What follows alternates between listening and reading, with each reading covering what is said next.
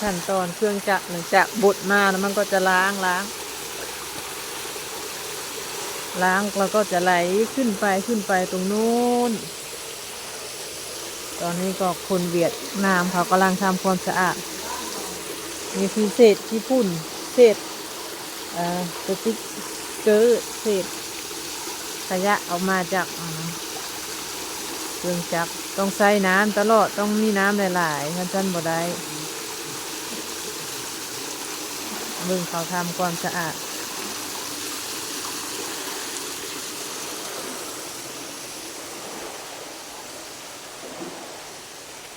นี่ทุกคน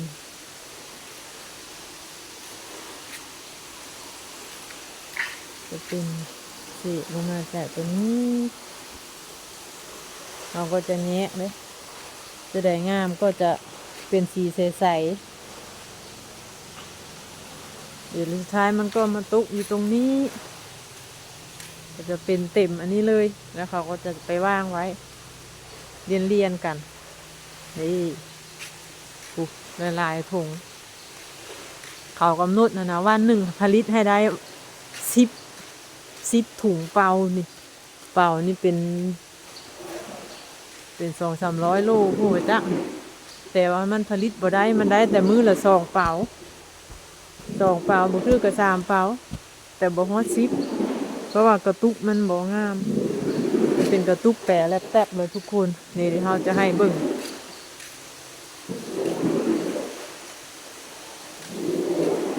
กระตุกแบบนี้นี่มันผลิตบ่ได้เพราะว่ากระตุกขี้ร้าย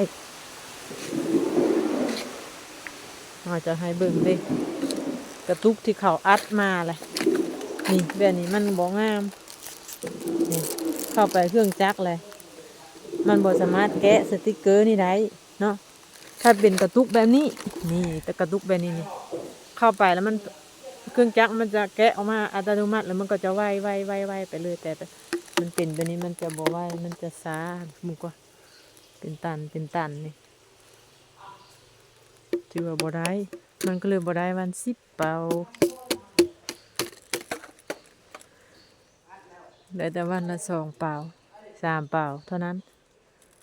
ลงเป็นตันอยู่บอกหลายๆจังเนาะพูดอีกกระโซนตรงนั้นอีก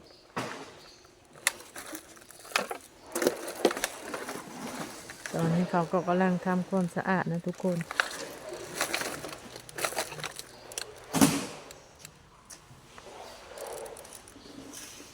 คนนางบอกมาอยู่มีแต่ห้าวบ่จักมันเห็นเขาแจ้งลงในกลุ่มว่าเขาบอกมา3 คนนะทุกคน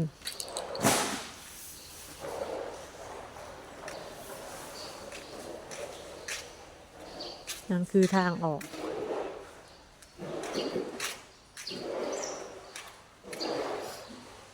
โอ้แต่ก่อนมันเป็นเครื่องจักรน้อยๆแล้วเขาจะเอามันใส่ไม้ตัวนั้นขับรถแล้วทางรอเพื่อนมายังไม่มีใครมา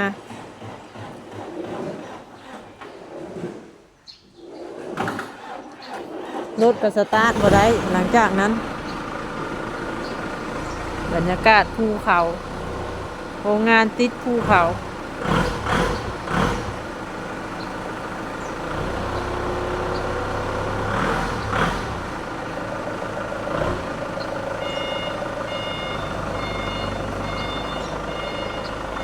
7:30เข้าเรียกแต่เราต้องมาแต่7 โมงตรงเพราะว่าทุกเช้าเราต้องแวะใส่บาตรนำพระสงฆ์ก่อนเราจะมาทำงานมันก็เลยต้องมาเช้าให้มันทันใส่บาตรก่อนบาตรพระสงฆ์ก่อนตอนนี้เขาก็กำลังเอานั้นออกกำลังเอาเป่านั้นออกอย่าเบิ่งมาเบิ่งน้องเจมส์สิเอาหยังออก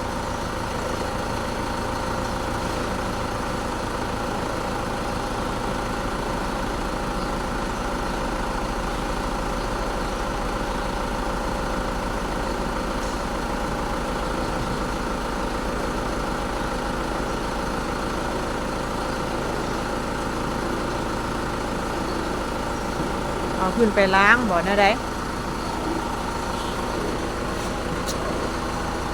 ก็ตอนนี้ก็ยังบ่มีคนมาอยู่ทุกคนแสดงว่ามื้อนี้เฮามาคนเดียวอีกแล้วแปลกเลยเขาคือบ่พากันมาเห็นมื้อนี้บ่มีคนก็ได้มาแล้วคนหนึ่งเป็นเพื่อนเราเป็น2 คน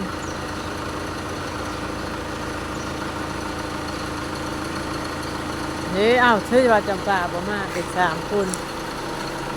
ใช่ว่าบ่มา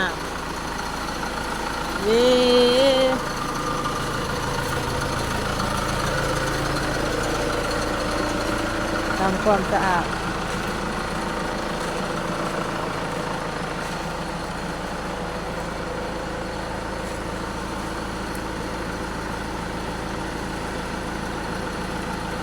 เขาจะเอานี่ใส่ถุง